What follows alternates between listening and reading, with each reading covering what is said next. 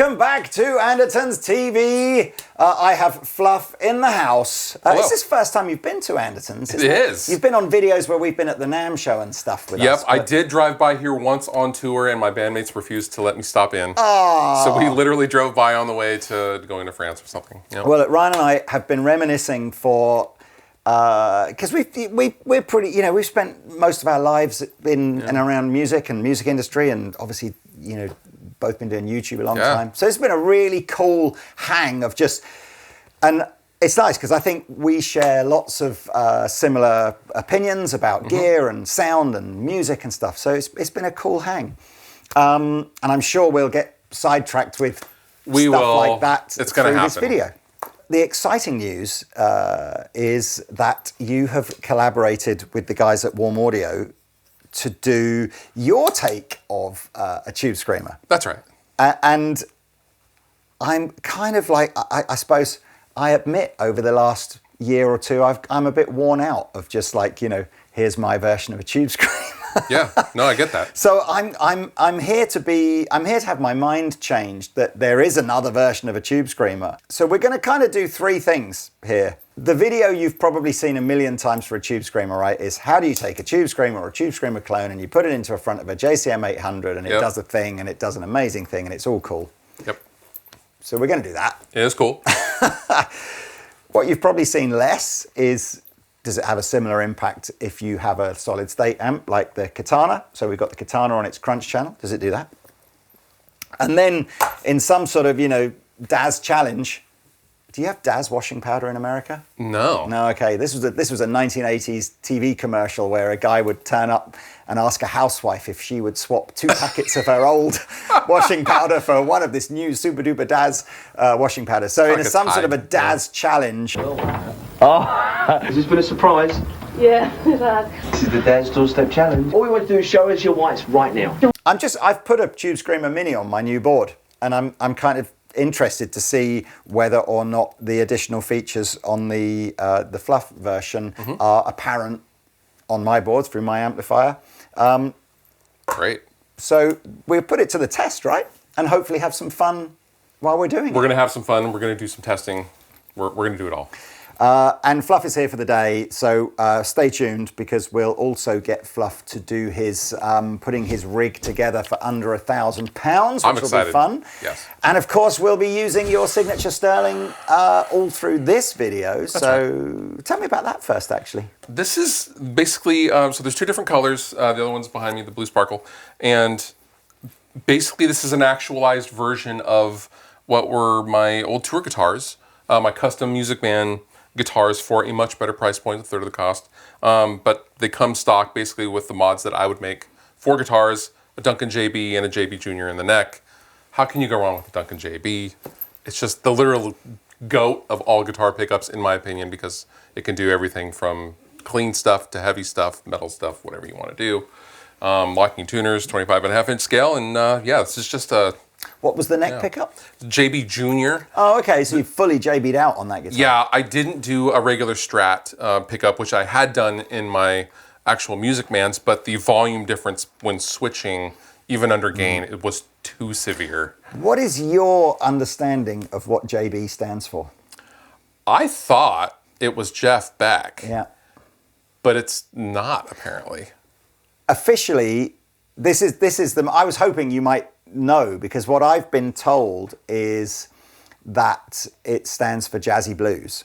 But what I've then been subsequently told is that it was supposed to be the Jeff Beck, but then whatever the deal was couldn't be done. So at the last minute, they had to come up with something else that JB means. I was told officially by Derek, sorry Derek, is that, yes, Jeff voiced and had all the input. Right. And then it came time to actually put it out, and he went, I don't want to. That makes more sense, because it's not a Jazzy Blues. No, it doesn't make any sense. Yeah, it's a Jeff Beck pickup. For me, I've got that on my white Strat with a bizarrely a jazz at the neck. Oh. And this is pre the internet. Yeah. And I remember the front page or some page of the Seymour Duncan brochure is that Seymour Duncan talked about what did he have on his guitar, and he had a JB at the bridge and a jazz at the neck. So I was like, well, if it's good enough for him, it's good enough for me. Oh, interesting. And it is a fantastic combination of pickups on a guitar. And for me, I've never plugged a guitar with a JB pickup on it into this sort of rig and not gone, it's just a marriage made in heaven. It's just that. It just works. It just works. Yeah. So there we are. So that's the Sterling FLUFF model, which is very cool. What's the body shape based on? This is the Stingray Okay. model, which, fun fact, most people think this is kind of a new shape, but this was actually designed by Leo Fender in the 70s. With basically looks just like this, had a big giant 70s control cavity on the original versions. The vintage versions were not as cool looking as these, but yeah, Stingray. That's very cool. Right. So let's talk about the pedal. In fact, let's give people a flavor of what is a tube screamer in its kind of, if you're using it with a gainy amplifier as opposed to say just like over a cleaner Fender E style amplifier, what is the tube screamer supposed to do? You know, why is it loved? I think there's a lot of misconception is it's for adding gain, which typically is not used. A byproduct of its use is you will get some more saturation, but what you're doing is basically sonically carving out some low end, some low mids. You're tightening up your sound going into the already gained out amplifier in a metal context. Obviously, this is different if you're going into a Fender Twin or something like that, and you're using it for the gain, so you're engaging the gain knob a little bit. But in the context that I'm talking about, you typically would have the gain basically totally off, if not just barely cracked, typically speaking, and you're going to just use the level to have more tightness, more saturation, and more level going into the amplifier. Well, let's hear it like this. I think perhaps when we get to, if we put it on my board, which will have maybe a cleaner sound, we can see how does it sound as a more conventional overdrive pedal. But for now, let's use it in its classic with a rock kind of sound. So what does it sound like without into the 800, which actually I think is that side. There you go. Okay, yeah. so this is preamp gain at noon.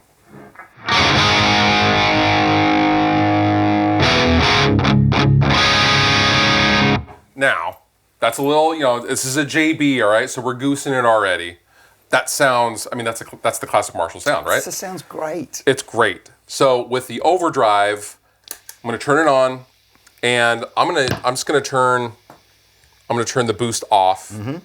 So right now we have the level at just past noon. Gate is on and tone is at noon. No gain though.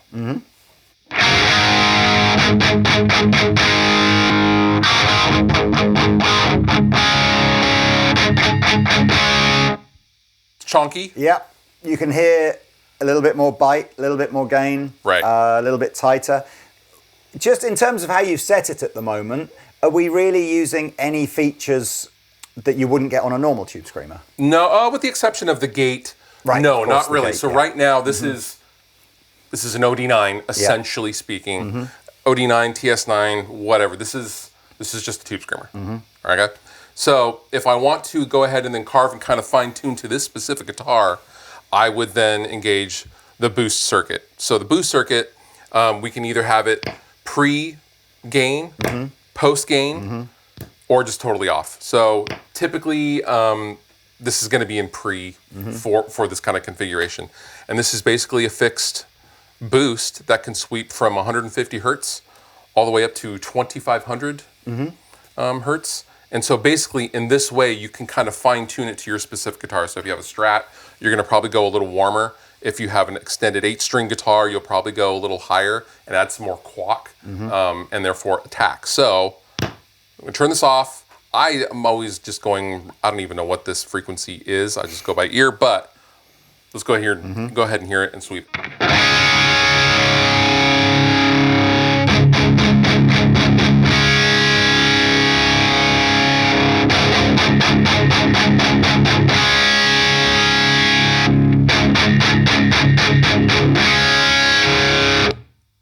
That's a little harsh for me. It was happiest round about that sort of 10 to 12 o'clock, wasn't it? Just right there, and you can kind of hear it kind of open up. Yeah. But also I didn't hate the 150 hertz, the super warm, kind of punchy, just depending on the tuning of your guitar. So that's super cool. Now, if we wanted to put this post-circuit, we could do that. So basically this is letting you boost the gain or gain the boost. Yeah. Which is a slightly different sound. It's kind of subtle. But check this out.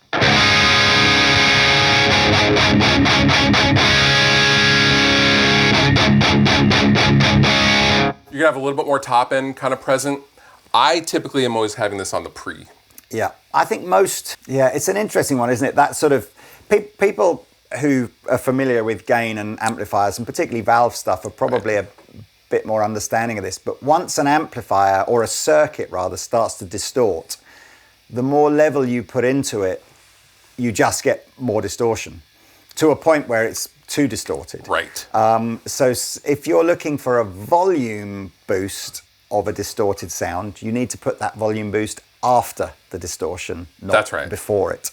And that's why sometimes actually amps with effects loops, put your boost pedal through the effects loop of the amplifier, because that's where you've got some headroom to actually get some volume boost. Exactly right. So if you've got an amp with lots of gain in the actual amplifier, doesn't matter how much more stuff you put in the front end, you don't achieve the volume boost. That's right.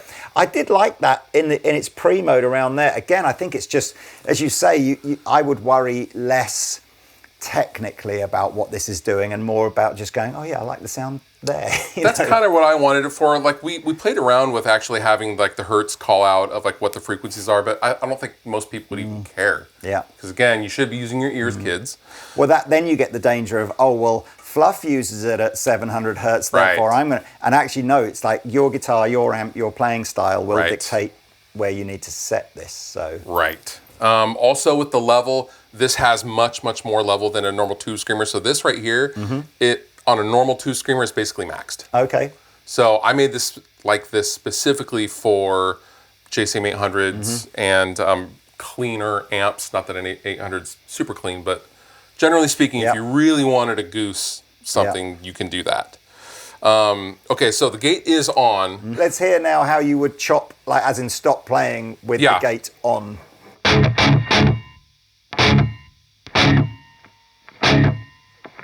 Much more of that string artifact off. Yeah, that. Right? Yeah. And we could go aggressive with this too. Now this will never be a hyper. So my love-hate thing with noise gate is I've got nothing against getting rid of some background hum like that, but the minute that I'm, letting a note and the amp starts going ha ha ha ha ha, it's like I'm just like, kill me now. I'd rather have the background noise than the sort of that. But that's a style of play. That's not an aggressive type style. Well, it depends what I'm doing too, because if I'm reamping for someone else's record that I'm mixing or something like that, I want to be able to totally take it out of the circuit, which some of the other overdrives on the market, you can only just turn the threshold all the way down. Okay. It's always in the circuit. Right. And so I asked Warm, can I please be able to just take this completely out of the circuit? Yeah. It's very useful. Cool. So that's, what have we covered here? Mid-enhance and gate. You keep going, because there's this other switch, which I don't know what it does. We have voltage boost on the back, and then we have the low B. So the low B, this is kind of a take. Our bass pedal that we used is a really weird Japan-only Maxon ST9 Pro Plus Super Tube. And it had a low-end boost, but it was before the gain circuit, and it was really terrible sounding. I'm just going to be totally honest. It sounded awful. And Warm were like, we think we can actually make something really, really cool out of that idea. So we're going to kind of boost the low end post-gain to give you clean low end introduced back in the circuit. Obviously, this is a humbucker-equipped guitar. This is really meant for single coil guitars, Tele Strats, Gretches, things like that. So it adds a lot of low end back into the circuit. I'm actually going to turn the gain down a little bit. Okay. No pedal. We're going to goose it. I'm going to turn the level down, and I have the gain at noon. Low boost.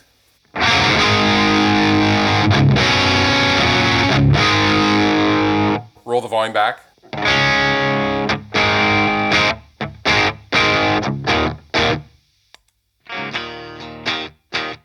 So there's a ton of extra boost coming in there, isn't it? It's doing a lot. Fun enough, one of the mods that typically I do quite like on third-party tube screamers is where it gives you the option not to remove the bass end that a tube screamer I like does. that as well. So I get that as a switch and a mod, because it if there's the Tube Screamer does have a sort of a nasal characteristic, which isn't always everyone's kind of course not, personal preference. So I do like being able to be able to, I guess, well, that's kind of what that low boost is sort of reintroducing is the bass. And it's clean, so it's not gained, it's not muddy. Yeah. I guess you would say. But it's very useful, especially for, overdubs and things like that. Also, if you plug a bass guitar into it, it'll add a bunch of low end back in. When you were working with the guys, the voltage boost thing is a. I'm really used to getting pedals where the back says you can either use 9-volt or 18-volt supply, or you can switch like a voltage doubler thing on, and it's always marketed as like more headroom, but I'm not sure I've ever been able to put my finger sort of audibly on whether what am I actually really hearing here. So what's your experience of using it in the two different modes? I agree with you. I don't ever think like, oh, suddenly I have more volume or output. For me, it was extended frequency, like top end. Okay, so I hear a lot of just more openness, which I do like, and I do feel that's useful for. But I don't think any of us ever play and go, I just wish it was 18 volts, man. Like, I think I'm with you. Well, okay, so let's dial this in how you would want to use it with this kind of amplifier, and let's just get a 30 seconds of just some fat playing. All right, so I'm gonna go gain just cracked. I'm not gonna do the Zach Wild of all the way up on everything. Is that how he uses his on the Berserker? Just like everything up.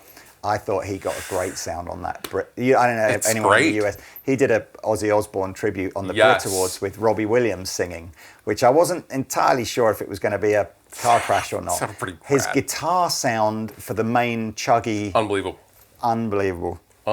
It was, I was pretty shocked. I was like, okay, how's this going to go? All right, this is the settings I would typically have. Actually, we find out he wasn't plugged into any of those. He was using a quad cortex. Yeah. Oh, sorry, kids. I don't know. I'm pretty sure Zach just uses Marshalls. I think that's in the contract, isn't it?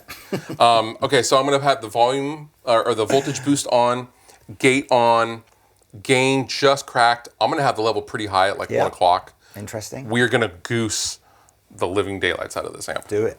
All right, so bass tone. And I have the gain at like 11 o'clock. It's such a good sounding amp. That's such a great sound. I'm sorry to keep distracting, but how come during, what was the period? It was sort of 90s and noughties where all of a sudden everyone went, well, JCM800 sounds rubbish, it's too bright, it's got no bass, and it's got, and I don't know, and then we just sort of, recently everyone sort of plugged back into it and went, no, it doesn't, it sounds amazing. I don't know what that was about. I think that was a lot of, you had a lot of American makers, the scooped, the very scooped rectifier kind of tone.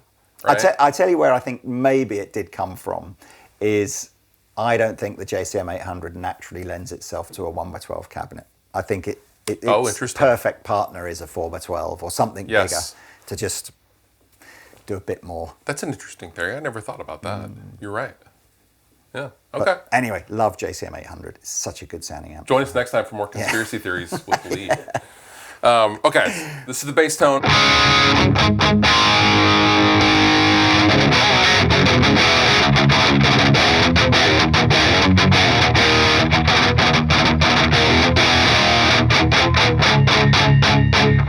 Sounds amazing.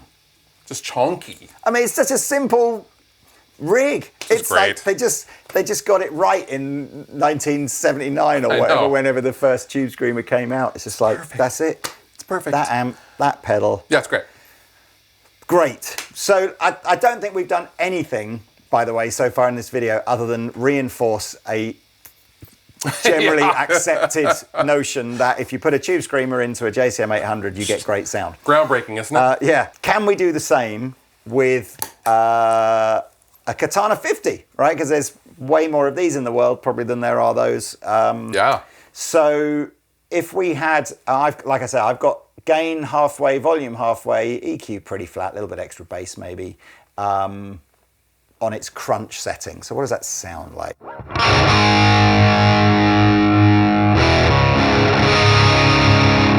How much is this amp? Exactly. It's like a £250, £250 amplifier. And Fluff and I both said, I'd have killed for an amp like this when I was 15. In my day, it was $100 PVs or nothing. Yeah, 100%. Actually, I said Marshall Valve State was around for a bit, which was but the yeah. Katana sounds incredible. Valve State 40 years ago was more expensive than a Katana is now. That wasn't 40. That was 40 years ago. My first Valve State caught fire. It was awesome. Did it? It did. What a hero. That'd be you pay extra for those ones. That's right. So that's our sound. Can we use a tube screamer with it and have a similar impact here? I think so. Would we dial it differently maybe? Maybe use a bit more drive and a bit less? I always worry with a non-valve amplifier, just how much of volume can it take before it just goes, I don't like it. Yeah, I would actually lower the volume quite a bit on this. I mean, we're going to start at like 1030 maybe. I'm actually going to roll back the tone and I'm going to take off the voltage boost as well. We're going to leave the gate on. Actually, you know what? Let's start with regular tube screamer territory.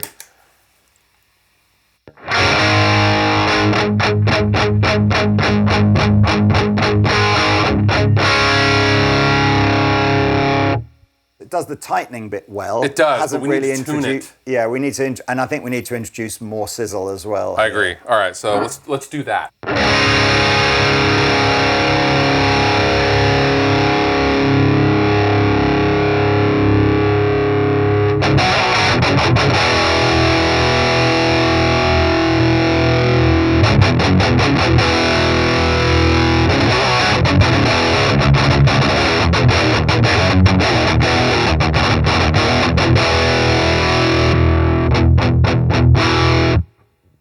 See? Fair play. See?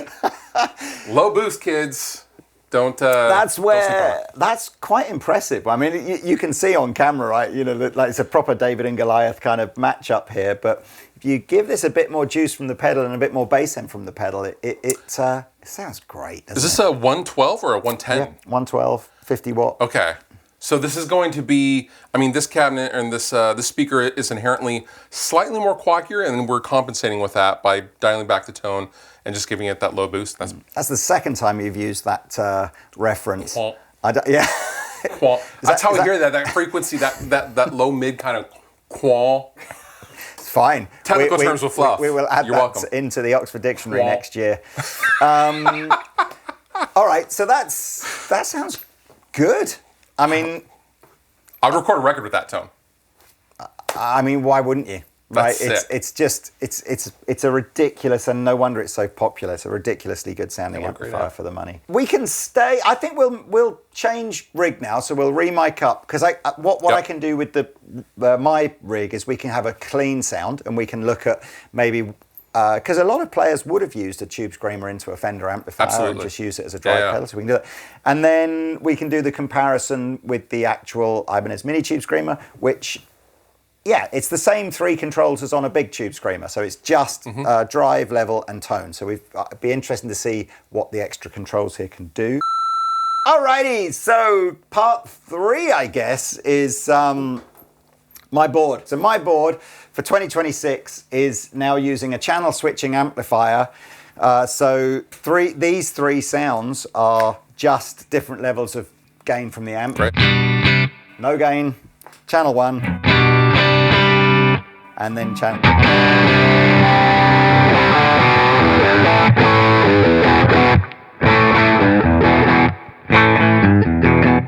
Apologies if we haven't quite got the levels right, but as Fluff and I were just talking just before we started filming, that where I got a bit tired of clean sounds is they become a bit homogenous after a while. It's just a clean sound.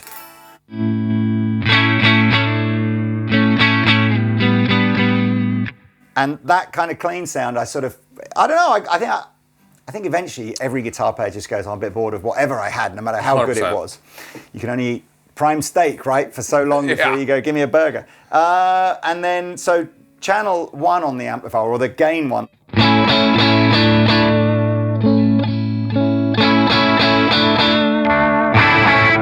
I just went, it's just more interesting to me now because whereas on channel 1, wherever I put the guitar, it's the same level of cleanliness.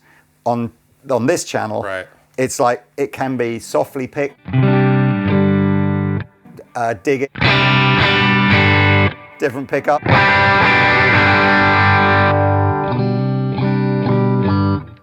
So I'm enjoying that journey that I'm on at the moment. And then I've got pedals, right? So my traditional, I could have a fuzz pedal, a boost pedal, a clone from Wampler, the mini tube screamer, or the Thorpe Dane. So I've got stacks of gain option here. Right. To give you an idea, this is the sound of the gain one with tube screamer, the mini tube screamer.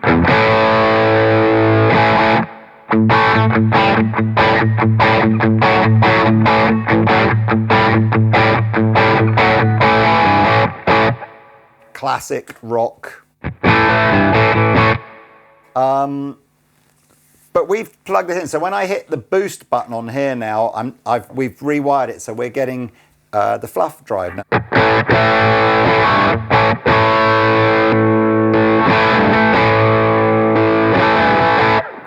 A bit more volume. Oh, we've got plenty more volume to play with. Yeah, it's way down.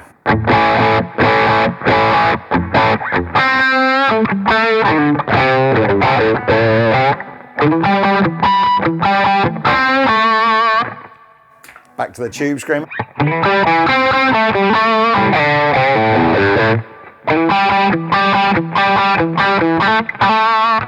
You can hear there's more bass end.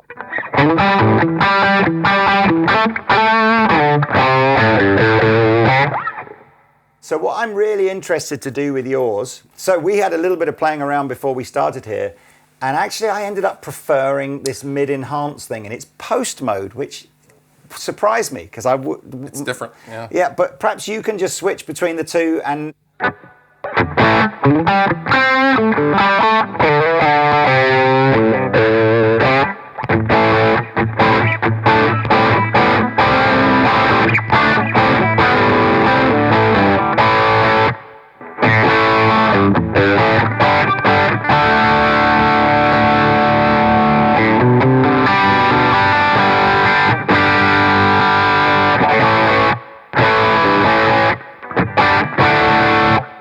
Let's go back to the old tube screamer.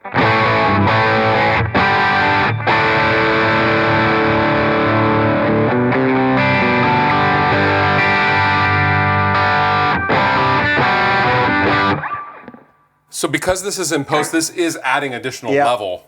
Yep. Which is why I had it down here before. But if you like stacking the basically more volume. Yeah. I do.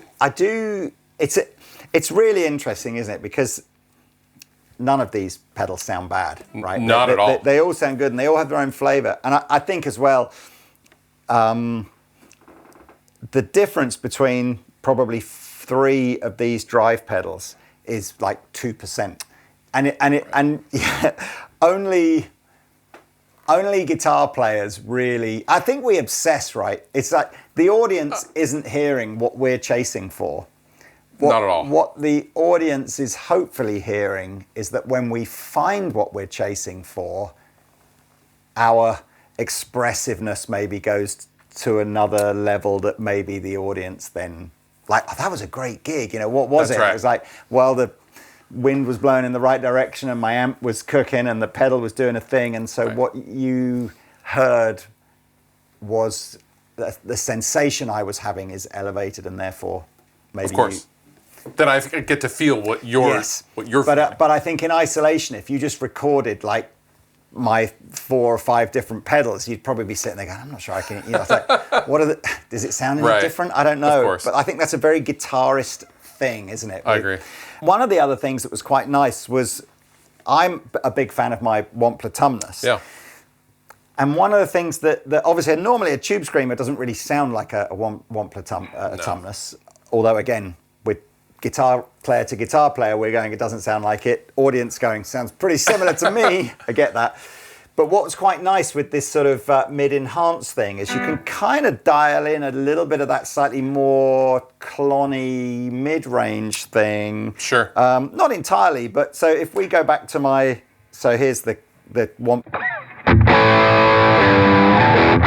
And if I compare that to the tube screamer, you can hear quite a distinctive difference in the mid-range. So let's put the FLUFF Drive in. Try to introduce some of that bass end.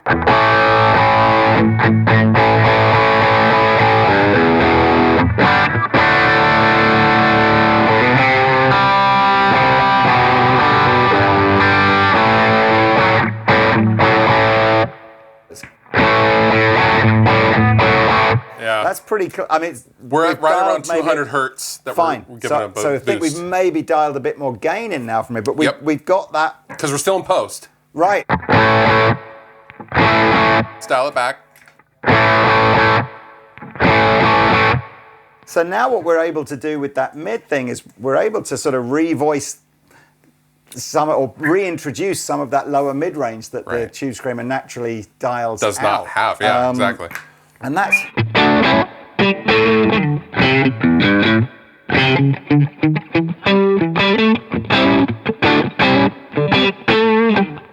That was the FLUFF Drive. This is the Tube Screamer. See, it's super nasally on a single coil.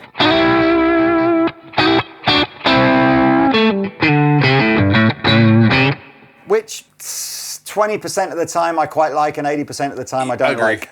But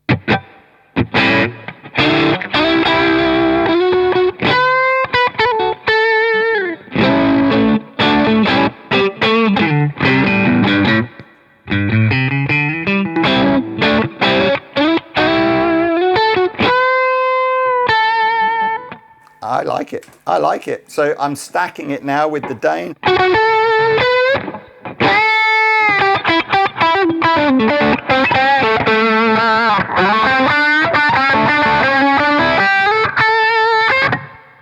I mean, or I could put it over my heavier channel.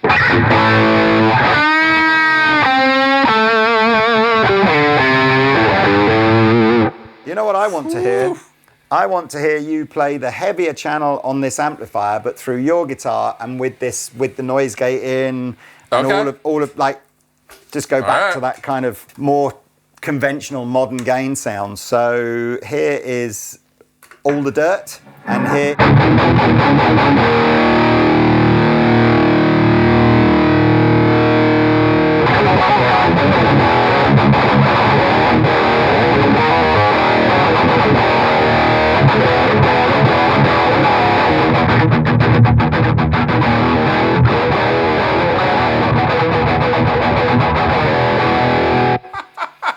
It's a different sound to the Marshall, isn't it? There's a lot more gain, I think, in the amplifier than the Marshall, or at least on that channel. Oh yeah, for sure. This is so... We are sauced out right now. We're dripping with sauce. I like it, though. Here we go.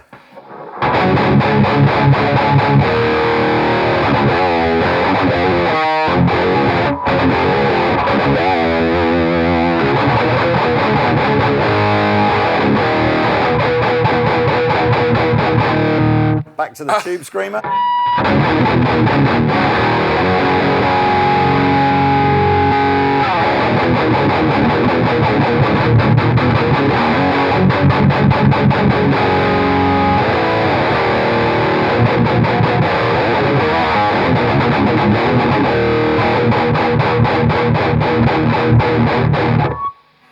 The gate works well with that much gain as well.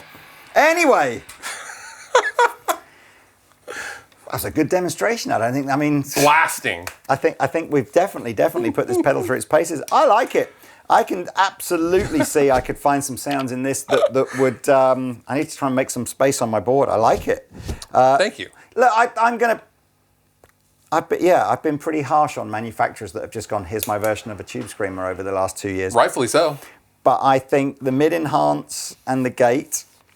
Do you know what I don't think we did in this video? So you'll have to go and maybe you'll do some more on your channel. I don't think we found a great use for the low boost with either of these guitars through these amps. Humbuckers.